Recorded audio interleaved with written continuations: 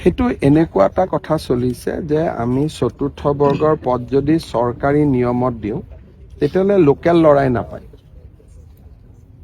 Local ল'ৰাই কিয় নাপায়? পৰীক্ষা দিব লাগে। গতিকে তাকে লৈ গাঁও চহৰবিলাকত স্থানীয় ল'ৰাবিলাকে আপত্তি কৰে। সেইকাৰণে আমি এটা ছিষ্টেম কৰিব খুজিছোঁ য'ত নেকি স্কুলখনৰ প্ৰিন্সিপালকে তাৰ এজন গ্ৰেড 4 এমপ্লয়ী ল'ব পাৰে স্থানীয় জেগাৰ। তাৰ কাৰণে এটা নীতি এটা বনাই আছো, কিন্তু এইটো 26ৰ আগত নহয়, 26ৰ পিছত সেইটো ৰাখিব লাগিব। কাৰণ নহ'লে 4th গ্ৰেড এমপ্লয়ীখিনি বেলেগ জিলাৰ পৰা বেলেগ জিলাত গ'লে মানুহে বেয়া পায়। সেইকাৰণে বহুতবিলাক ৰাজ্যত আজিকালি নতুন নতুন কিছুমান নিয়ম কৰিছে। ময়ো এইবাৰ শিকি আহিছোঁ 2-3টা। কিন্তু বিধানসভা নিৰ্বাচনৰ আগত যিহেতু আমাৰ এডভাৰটাইজ হৈয়ে গ'ল, নিযুক্তিয়ে হ'ব গোটেই পোষ্টখিনি।